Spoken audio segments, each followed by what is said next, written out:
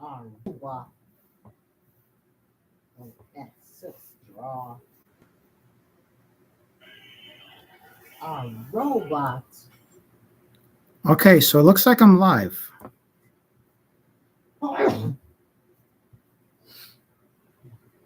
It looks like I'm live. I cannot see my screen, so just give me a minute. Just give me a quick minute.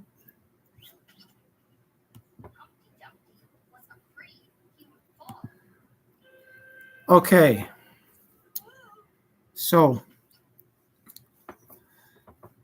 good afternoon, everyone. So, good afternoon, everyone.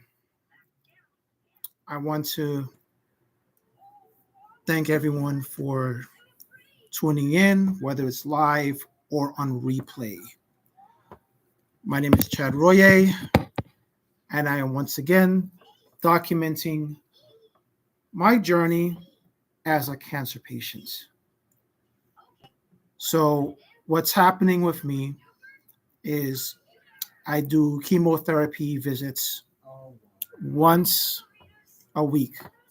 I normally have them on Mondays. I actually had it yesterday, which is a Wednesday, and I want to kind of tell you about it.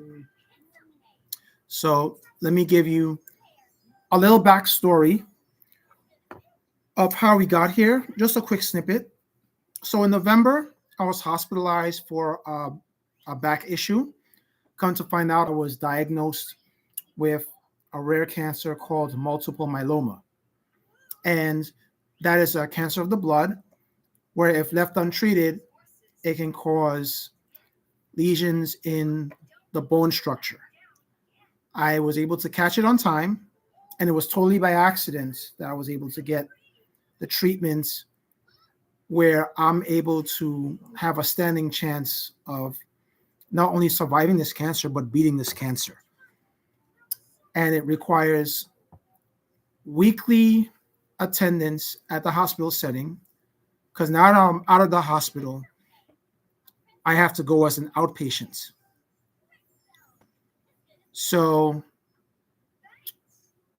where we are right now, on a Wednesday, January 22nd, where I had my chemotherapy session. So, what that means, since I was having it Mondays, I had a long stretch of not having chemo. The chemo involves taking pills, shots, injections in the stomach, and most importantly, drawing the blood. Because the blood draw, when the blood is tested, we get to see what the different intricacies of the blood is doing, how the cellular structures are working, what levels are high, what levels are low. And last time I checked, my levels were at 1826 IgG. Uh, that is one of the measuring factors to measure how the cancer count is decreasing. So if that level of cancer causing cells in the body gets low enough, then I will eventually be a candidate for the stem cell treatment, which is somewhere down the line. It could be sooner. That'll be a more invasive process. In fact, I actually got some detail on it. So the chemotherapy that would be used will not necessarily be the radiation, but rather in a liquid form. They will be injecting in my body, and I believe it's in three places. One is the neck, one is the arm. I know one is in the neck, and it will require some blood draw to extract the stem cells. So I would not need an external donor for this process. Some people have actually mentioned that, they would be willing to be a donor, but it's not necessary. I'm grateful. Thank you. That process requires isolation, but it also requires approval from the insurance company. That could potentially delay the start. But that's what it's looking like right now. This is all predictive, and the doctors seem to think that I have a very, very good chance of beating this cancer. But it'll come with some costs. It'll come with costs. I'll be fatigued. I might be nauseated. I might not be able to sleep. Um, my immune system will be very, very much weakened. And it's very important that I don't get sick from anyone. But that's just how it's looking right now. We're at the end of January. In fact, this was the end of cycle 2 of the chemotherapy visits. So every cycle has 4 visits in the 28-day period. So cycle 3 would start on my next visit on Monday. And I'm predicting we might have a 4th cycle, and during the 4th cycle, which would be in the month of March, that's when the critical time period comes in, where a decision is made as to what steps are made and what levels the cancer count is and how I'm feeling physically. I've also been taking a pill that I have to take 3 weeks in a row, then cycle off in 1 week, and then go back on it. Give me a second.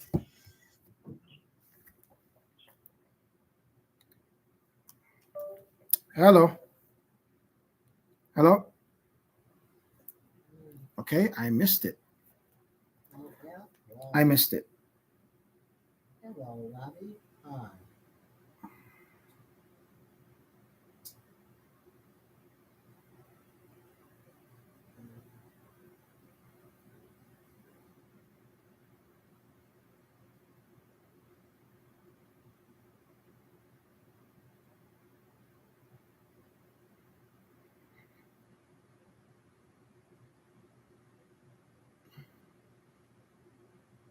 Sorry about the long pause.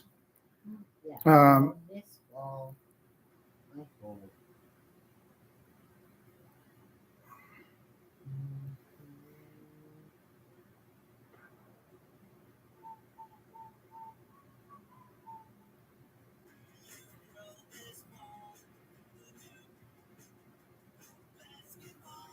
Okay, that'll just have to wait for now.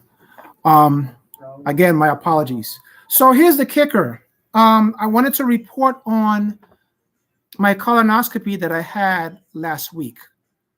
So I had a colonoscopy done, and it was scheduled. It was supposed to take place last fall, but because I was dealing with some medical issue, which we turned out is my cancer diagnosis, I had to push it back until January.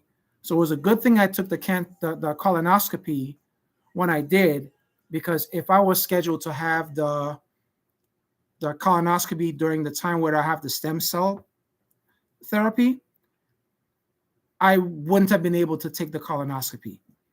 I got a clean bill of health with the colonoscopy. The tests were good.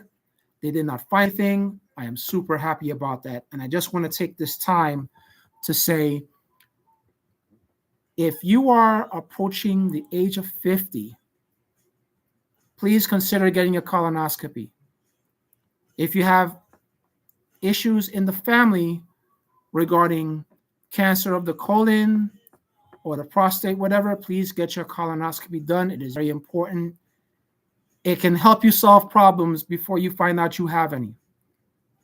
Because the one thing that you don't want to do is be stuck with a choice that you're forced to take. I'm just telling you that from what medical professions have told me. Please get your colonoscopies done. So that I'm really proud about that.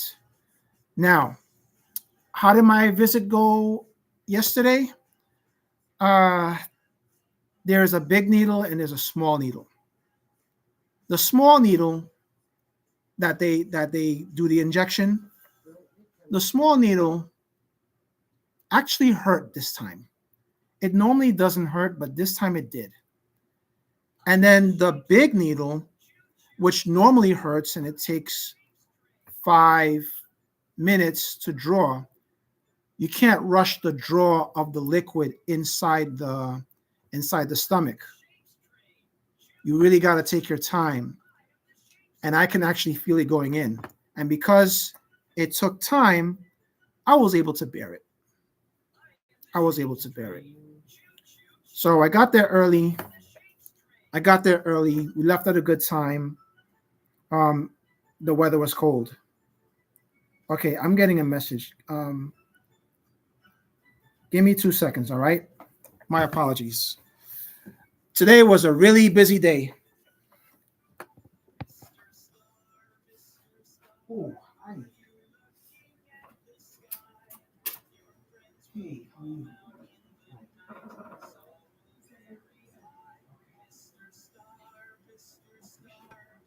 I'm on the right now. Yeah, that door. Someone came to fix that door. It's still.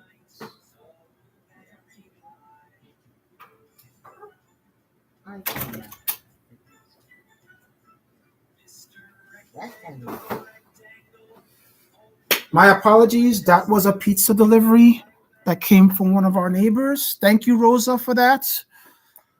So the kids will have pizza today. Oh. Yes, I got you, Aiden. So, yeah. So here we are. What was I saying? They actually had sandwiches at the hospital. Usually they'll give you sandwiches when you're doing your chemotherapy. It all depends on what they have left. I was fortunate to get the last chicken sandwich. The turkey sandwich, I'm sorry, it was disgusting. I couldn't eat it. My wife likes it. It's okay with her. I couldn't do it. And tuna, you can't just eat anyone's tuna unless you know how it's being done. But for the most part, the visit went well. But the same day, I actually fell asleep twice. I fell asleep twice. I actually almost missed a Zoom meeting that had a schedule for 2:30. I fell asleep into it. I woke up, did some things, lied back down, and I had another sleep spell. So the fatigue really set in. It set in really good. I felt like the energy was zapped. Thank goodness that was the one issue that I had, and it wasn't anything like nausea or stomach pain or a headache. No, I actually did have a headache yesterday. I had a headache yesterday, and I normally don't get headaches. I didn't know how to deal with it. I just dealt with it. I'm just hoping that headaches are not part of the those things that you deal with. I'm just hoping not. So, in a nutshell, that's how my day went yesterday. Um, quite productive. Got some sleep, although it was forced. And then as a result of that, I actually woke up at 4 a.m. this morning, and I could not go back to sleep. So I might as well have stayed up and helped with the kids go to school. It kind of worked out. I did some odd stuff in the house while I was up. Didn't disturb anyone. No one disturbed me. So my next visit will be on Monday, and I'm hoping to get some more good results. I'm doing my best. Every day is interesting. Every chemotherapy visit is interesting. There's always something different that happens, the way I feel, the way I react. And I just want to put out there my experience in the hopes that it will help others and also the documents so that people could see how I'm doing. A lot of people are really coming out and showing their support. And I just want to also remind folks that we do have a GoFundMe. It's on my Instagram accounts. If you go to my bio, I do have a GoFundMe. Not only does it help with the hospital bills, but it also tells the story. And we will add these updates. So I don't have much more to say, but I will say this. The prayers helped a lot. The positive attitude helps a lot. Talking to people in your circle who are on your side helps a lot. Comedy and laughter helps a lot. It helps keep the blood pressure low. Because at the end of the day, we're still dealing with a cancer fight. A cancer fight that I intend to win. And a cancer fight that I intend to win because I don't want to let anyone down. I've done so much for people out of the kindness of my heart without expecting anything in return, and that makes me feel good. I still have a lot more to do, and I look at this as a second lease on life. And for that, I thank you all. So I'm going to end this for now. I am planning my next live on Monday. So stay tuned for that. And I bid you all a good evening. Stay warm out there. Stay warm out there. I can't get the words out. Stay warm out there. It's cold. Put those gloves on. Put the hat on. Take care, all. Oh, man.